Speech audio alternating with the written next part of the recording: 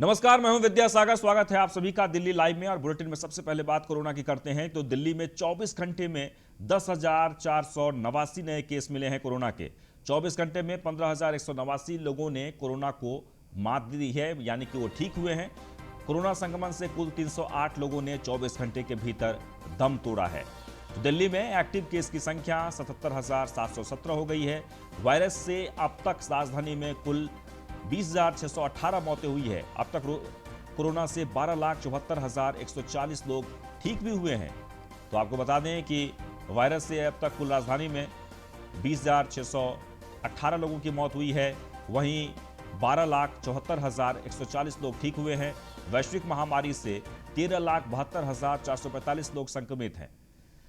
तो आपको बता दें कि दिल्ली में लगातार कोरोना को लेकर जिस तरीके से ग्राफ बढ़ रहा है, ऐसे में 15,189 लोगों ने कोरोना को मात भी दी है, यानी ठीक हुए हैं। 308 लोगों ने 24 घंटे के भीतर दम तोड़ा है, यानी कि कोरोना से मौत हुई है। वहीं एक्टिव केस की अगर बात कर लीजिए तो 77,717 इस वक्त दिल्ली में एक्टिव केस हैं। वहीं 20,618 अब तक कोरोना से मौतें हो गई है, यानी इतने लोगों की मौत हुई है। तो वैश्विक महामारी से 13,72,475 लोग संक्रमित हैं। दिल्ली में 74 घंटे में, माफ कीजिएगा, 24 घंटे में 10,000 से ज्यादा केसेस सामने आए हैं। आगे बढ़ते हैं। दिल्ली में अब ऑक्सीजन की किल्लत नहीं होगी। डिप्टी सीएम मनीष सिसोदिया ने यह जानकारी दी है। आपको बता दें कि हमारे कोटे से दूसरे राज्यों को अब केंद्र सरकार ऑक्सीजन मुहैया कराएं।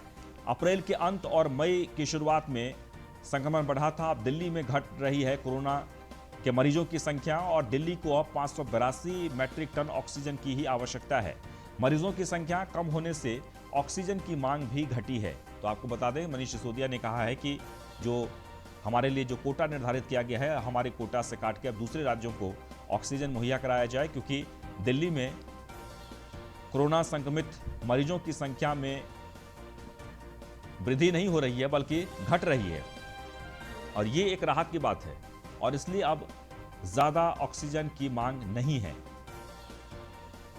तो हमारे कोटे से दूसरे राज्यों को दे केंद्र, यानी कि ऑक्सीजन प्रदान करें। अप्रैल के मंथ और मई शुरुआत में संक्रमण बढ़ा था, जिसके कारण ऑक्सीजन की किल्लत हुई थी। अब दिल्ली में कोरोना मरीजों की संख्या घट रही है।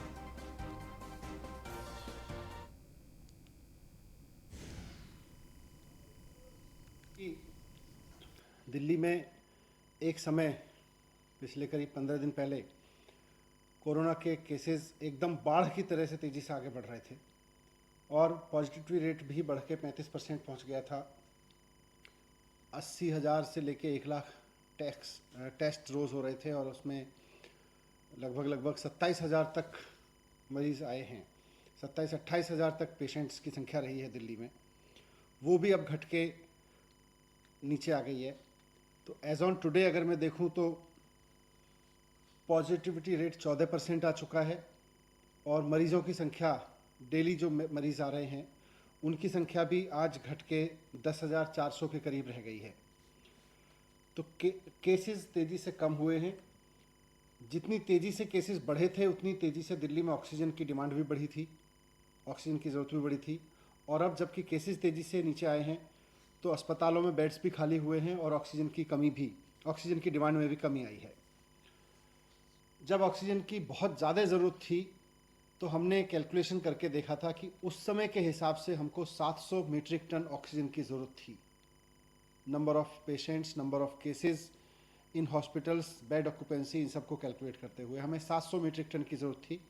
उस वक्त हमने केंद्र सरकार से भी रिक्वेस्ट किया था, माननीय अदालत ने भी इसमें मदद की और केंद्र सरकार के सहयोग से और कोर्ट के सहयोग से दिल्ली को 700 मीट्रिक टन तो एक ही दिन मिली, लेकिन ऑक्सीजन पर्याप्त मात्रा में मिलनी शुरू हुई। दिल्ली से खबर है, जहां स्वास्थ्य मंत्री सत्येंद्र जैन ने खुलासा किया है, दोनों वैक्सीन कंपनियां कमा रही है 16-16 हजार करोड़ मुनाफा। केंद्रीय स्वास्थ्य मंत्री की बैठक में खुलासा किया है। आपको बता दें कि सीरम और भारत बायोटेक कमा रही है मुनाफा। सत्येंद्र जैन ने यह बात कही है, सभी के लिए वैक्सीन की कीमत तय होनी चाहिए। एक राष्ट्र एक टेंडर पॉलिसी बनाकर केंद्र सरकार वैक्सीन खरीदे, अंतर्राष्ट्रीय बाजार में वैक्सीन खरीदकर सभी राज्य को दें। राज्यों के अलग ग्लोबल टेंडर करने से हमारे देश की बदनामी होगी। वैक्सीन का फार्मूला दूसरी कंपनियों को किया जाए साझा, जिससे जल्द देश की जरूरतें पूरी की जा सकें।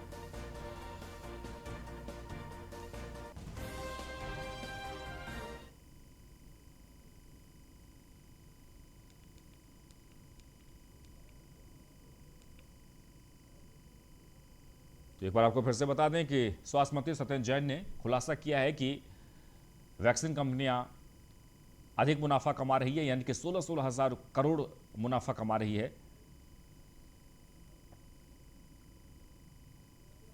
ये था कि जो वैक्सीन विदेशों से खरीदनी है, मैंने उनसे कहा कि भाई वैक्सीन खरीदने के लिए अलग अलग स्टेट्स को ग्लोबल टेंडर्स करने की बजाय केंद्र सरकार के को सबकी तरफ से इकट्ठी खरीदनी चाहिए। अगर इंटरनेशनल मार्केट के अंदर दिल्ली, यूपी, कर्नाटक, केरल अलग अलग राज्य जाएंगे तो हमारे देश की उससे बदनामी होगी। हमारे को पूरे देश को एक मानते हुए जो भी अगर वैक्सीन परचेज करनी है तो केंद्र सरकार को सबके लिए एक साथ परचेज करनी चाहिए। दूसरा इशू था कि हिंदुस्तान के अंदर 2 कंपनियां वैक्सीन बना रही हैं, कोविशील्ड और कोवैक्सीन के नाम से। हिंदुस्तान में जो दोनों वैक्सीन बन रही है, तो मैंने रिक्वेस्ट की कि उन दोनों कंपनियों का जो जिसका फार्मूला है वो शेयर कर लिया जाए। हिंदुस्तान जो है पूरी दुनिया के अंदर सबसे ज़्यादा वैक्सीन बनाने की कैपेसिटी रखता है। हिंदुस्तान के अंदर बहुत सारी कंपनियां हैं जो वैक्सीन बना सकती हैं, उसको बना के मार्केट में ला सकती हैं, और इसको जल्द से जल्द उन सबको कहा जाए बनाने के लिए। तो देश के अंदर जितनी भी रिक्वायरमेंट है, मैं तो कहूँ देश की रिक्वायरमेंट नहीं, वो देश से बाहर की रिक्वायरमेंट भी पूरा कर सकती हैं, वो सारी कंपनियों को देना चाहिए। तीसरा मुद्दा जो मैंने कहा कि 2 कंपनियां कोविशील्ड और कोवैक्सीन, इनको बहुत ज़्यादा प्रॉफिट कमाने का मौका दिया जा रहा है। कोविशील्ड ने, जो कि केंद्र सरकार को 150 रुपये में वैक्सीन देता है, उनके चेयरमैन ने थोड़े दिन पहले कहा था कि उसमें उसको प्रॉफिट है। 150 रुपये में भी प्रॉफिट है, मान लेते हैं अगर 10 रुपये का प्रॉफिट भी है, और 6 करोड़ वैक्सीन वो हर महीने बनाते हैं। अगर आधी वैक्सीन केंद्र सरकार को देनी होती है तो यानी 3 करोड़ वैक्सीन देनी है, तो 30 करोड़ उसमें प्रॉफिट हो गया।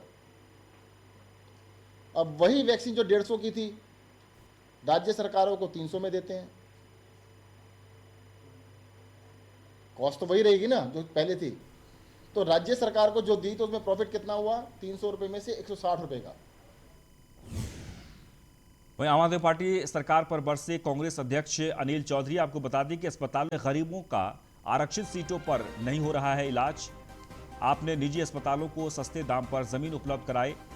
दिल्ली के अस्पतालों में गरीबों का इलाज नहीं हो पा रहा है, जो बहुत जरूरी है उनका इलाज होना। एससी और एसटी ने गरीबों के इलाज के लिए सीटें आरक्षित करने का आदेश दिया है।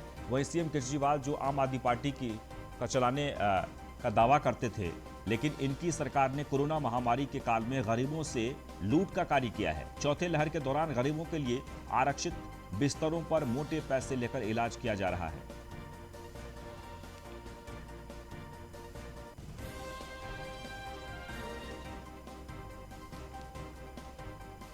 तो दिल्ली के अस्पतालों में गरीबों का इलाज नहीं हो पा रहा है। दिल्ली के अंदर जब संक्रमण पूरे शहर के अंदर फैला हुआ है, वहीं पे गांवों की भी स्थिति अच्छी नहीं। दिल्ली देहात के अंदर आज अफसोस होता है कि वहां की स्थिति बद से बदतर हो चुकी है। दिल्ली देहात का एक गांव है झटीका, जो एक खबर छपी है, जिस खबर के अनुसार 2000 आबादी के इस गांव में लगभग 800 लोग संक्रमित हो चुके हैं। आज उनकी सुध लेने वाला ना वहां का सांसद है, ना वहां का कोई विधायक है, ना वहां कोई सरकार है। आपको सुन के आश्चर्य होगा, हमारी सूचना के अनुसार इस झटीकरा गांव के 10 किलोमीटर के रेडियस में एक भी अस्पताल नहीं। कहां जाएं गांव वाले लोग? मजबूरन गांव के लोग अपने गांव में, अपने घर में अपने प्राण छोड़ रहे हैं, उनकी मृत्यु हो रही है। रोज वहां से अर्थियां उठ रही हैं।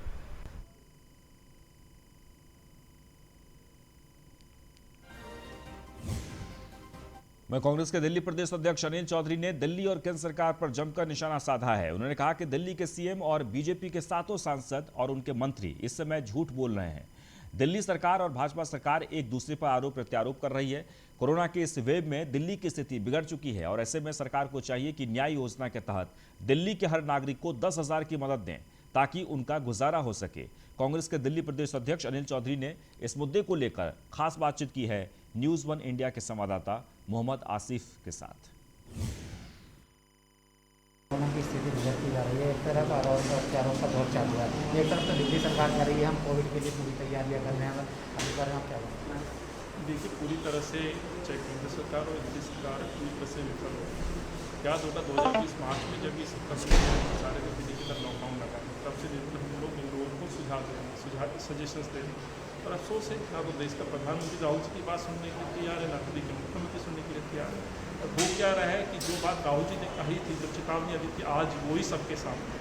आज पूरा देश मान रहा है कि राहुल गांधी जी ने जो बातें कही थी, जो सूचनाएं दी थी देश के प्रधानमंत्री को, वो माननी चाहिए, उससे लोगों का भला हो सके। वैसे ही सुझाव हमने दिल्ली के मुख्यमंत्री को भी दिया, तब नहीं माने। आज वही बात कोर्ट ने उनसे पूछी कि आपने इंदिरा गांधी हॉस्पिटल आज तक शुरू क्यों नहीं किया। इस वेव में जो लाखों लोग सड़कों पे घूमते रहे, जिनकी सांसें गाड़ियों के अंदर ख़त्म हो गई, उनको इलाज प्रदान किया जा सकता है। नया सवाल आ रहा है कि हम प्रधानमंत्री ने कि गरीबों के लिए राशन बंटवाया है और दिल्ली सरकार का पहुँच दिया, लेकिन अभी भी कहीं एरिया ऐसे आ रहे हैं जहाँ पे कहीं पे भी राशन नहीं बटाया। अभी बीजेपी के प्रतिनिधि देखने का उनके यहाँ पे धरना भी दिया। जो काम दिल्ली का मुख्यमंत्री कर रहा है वही झूठ बोलने का काम दिल्ली के 7 सांसद और भाजपा के नेता और भाजपा के प्रधानमंत्री का है। मजदूर को 1 रुपया नहीं मिल रहा है, लोग परेशान है, भटक रहे। इसलिए मांग की है तमाम कांग्रेस के साथ साथ विपक्षी दलों ने जो बात राहुल जी सोनिया जी कहा करते थे कि हर गरीब को 10,000 रुपये दीजिए, आज विपक्ष भी वही बोल रहा है।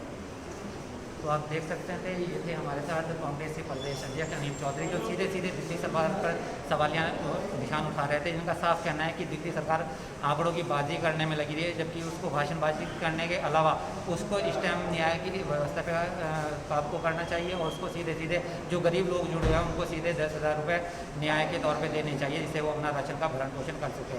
आसिफ बॉबी, न्यूज़ 1 इंडिया के लिए। वह दिल्ली में ऑक्सीजन और वैक्सीन की कमी के बीच अनन्या फाउंडेशन ने जनता की सेवा के लिए STMCD को ऑक्सीजन ऑन व्हील बस सेवा मुहैया कराई है। इस बस में कोरोना मरीजों के ऑक्सीजन लेवल कम होने पर इमरजेंसी के लिए ऑक्सीजन कंसंट्रेटर मौजूद है, जो किसी भी इमरजेंसी में कोरोना के मरीजों को ऑक्सीजन की कमी नहीं होने देगी। इसका शुभारंभ बीजेपी के दिल्ली प्रदेश अध्यक्ष आदेश गुप्ता ने किया है। इस अवसर पर मंत्री विजय गोयल भी मौजूद थे।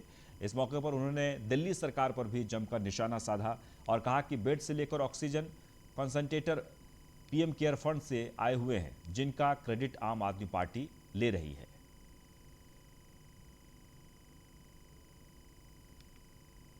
तो आपको बता दें, कोरोना मरीजों के लिए ऑक्सीजन 24 घंटे मौजूद रहने के लिए एक नई तरीके से अभियान चलाया गया है और बीजेपी की तरफ से लगातार प्रयास किए जा रहे हैं।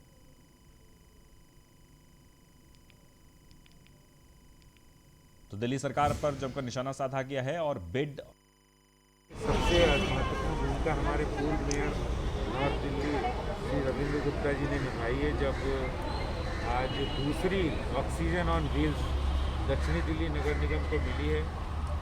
और इस अवसर पे हमारे विपक्ष के नेता श्री रामवीर सिंह जी भी थी, पूर्व केंद्रीय मंत्री विजय गोयल जी और हमारी मेयर अनामिका जी, साउथ के कमिश्नर। दिल्ली के जनमानस हमें फ़ोन किया करते थे और मैं ऑक्सीजन जो है सो जितना जल्दी उनको चाहिए अवेलेबल नहीं करवा पा रही थी, तो मुझे बहुत ही दर्द होता था।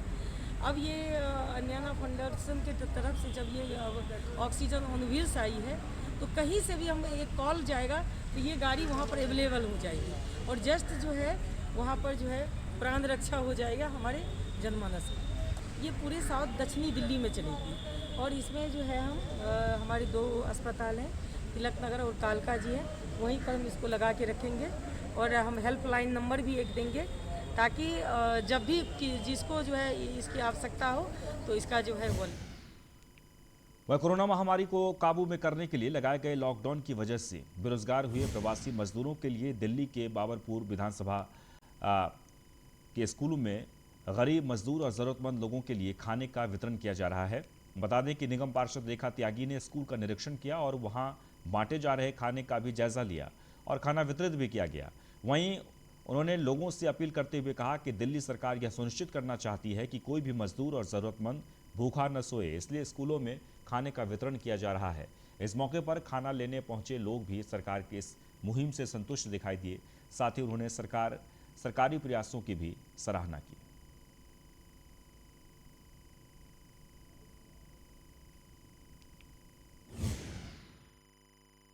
यहाँ किसी तरह की कोई समस्या नहीं आ रही।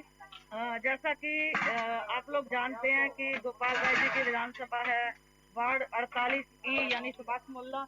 यहाँ गोंडा के स्कूल में जो यहाँ खाना बांटने का काम चल रहा है, जरूरतमंदों के लिए खाने की जो सुविधा यहाँ सरकार द्वारा कराई गई है वो बहुत ही बेहतरीन है। सबसे बड़ी बात है, जो भी यहाँ सिविल डिफेंस के लोग हैं बड़ी मुस्तैदी के साथ अपनी ड्यूटी कर रहे हैं और यहाँ पर अपने कार्यकर्ता भी सभी लोग, बबलू भाई हैं, ये भी पूरी तरीके से यहाँ आके अपनी ड्यूटी कर रहे हैं।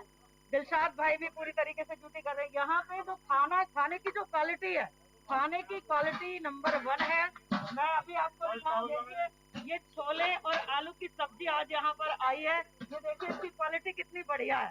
तो बहुत ही अच्छी सरकार की तरफ से व्यवस्था है। मैं अपने वार्ड की जनता की तरफ से सरकार का बहुत बहुत धन्यवाद।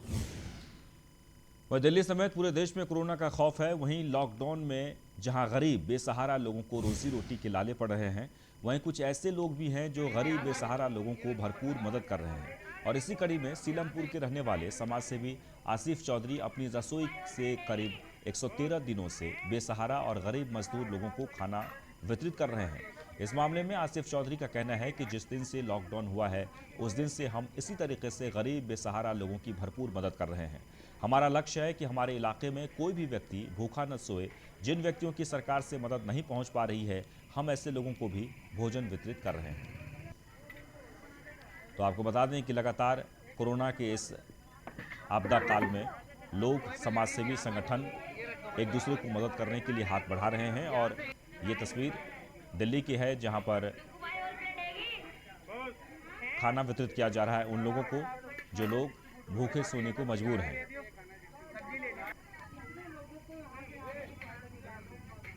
तो समाजसेवी आसिफ चौधरी की खास पहल है और उस इलाके में कोरोना से पीड़ित जो मजदूर हैं, बेसहारा हैं, जिन्हें सरकारी मदद नहीं मिल पा रही है, उन सभी लोगों के लिए एक विशेष मुहिम के तहत सबको खाना खिलाया गया।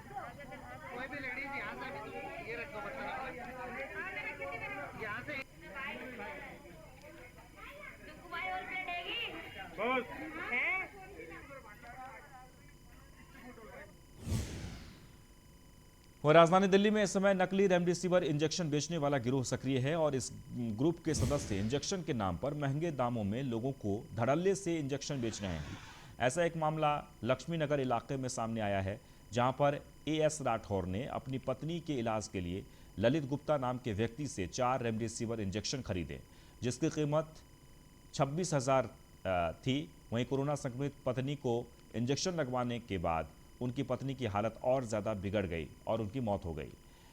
इस मामले में DCP मोनिका से रेमडेसिविर इंजेक्शन के असली और नकली की पहचान जानने पर उन्होंने फर्जीवाड़ा कर रहे इस गिरोह से सावधान होने की बात कही है, जिसे देख पीड़ित परिवार ने तुरंत उसकी पहचान कर रेमडेसिविर इंजेक्शन को नकली पाया, जिसके बाद दिल्ली पुलिस कमिश्नर को ईमेल के जरिए शिकायत की और थाना मंडावली में ललित गुप्ता के नाम की शिकायत दर्ज कर ली गई, जिस पर पुलिस ने ललित गुप्ता नाम के व्यक्ति को गिरफ्तार कर लिया है।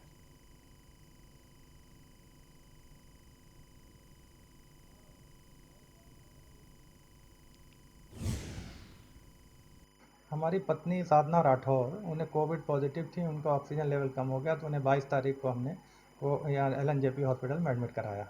वहाँ डॉक्टरों ने बताया कि इन्हें रेमडेसिविर इंजेक्शन की सख्त ज़रूरत है, अगर कहीं हो तो आप मिल जाएं। तो हमें फिर एक रेफरेंस नंबर से एक ललित गुप्ता का नंबर मिला और हमने ललित गुप्ता से बात की तो उन्होंने मुझे 2 इंजेक्शन दिए 25-25 हज़ार के, 2 दिए मुझे यहाँ अक्षरधाम मंदिर पे 26-26 हज़ार के।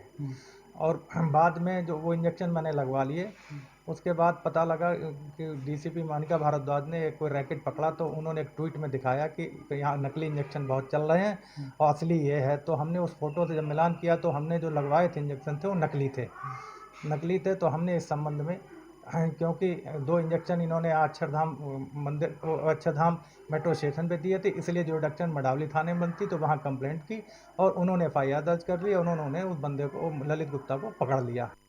सर इंजेक्शन देना बहुत रिक्वायर्ड था क्योंकि डॉक्टर ने बोला था उनकी कंडीशन धीरे धीरे नीचे जा रही है, ICU बेड की जैसे सबको पता है प्रॉब्लम थी।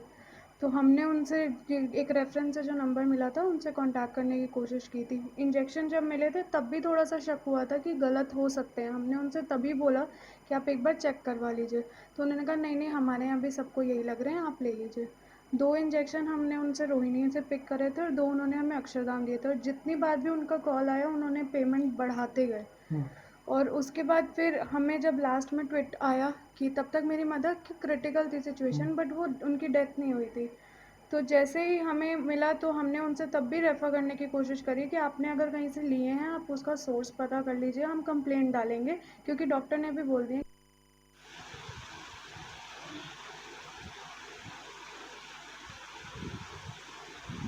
कि रेमडेसिविर को लेकर कई जगहों से खबर आ रही है फर्जीवाड़े को लेकर, और इसलिए आप भी सावधान रहें। किसी के भी कहने पर बिना जान पहचान के आप रेमडेसिविर ना खरीदें।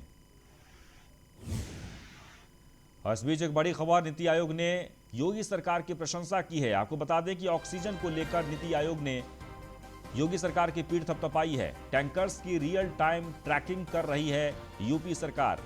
ऑक्सीजन आपूर्ति के लिए डैशबोर्ड स्थापित किया। पहले 250 मीट्रिक टन ऑक्सीजन लिफ्ट हो रहा था, लेकिन अब 1000 मीट्रिक टन ऑक्सीजन लिफ्ट किया जा रहा है। घर घर कॉन्टैक्ट ट्रेसिंग फार्मूले की भी जमकर तारीफ हो रही है। यूपी के टेस्ट ट्रेस ट्रीट फार्मूले को बताया सबसे बेहतर। सीएम योगी के फार्मूले से कोरोना पर काबू हुआ है। आपको बता दें कि WHO के बाद नीति आयोग ने भी योगी सरकार को सराहा है कोरोना इलाज को लेकर। तो एक बार आपको फिर से बता दें कि टैंकर्स की रियल टाइम ट्रैकिंग कर रही है यूपी सरकार। नीति आयोग ने उत्तर प्रदेश सरकार की पीठ थपथपाई है।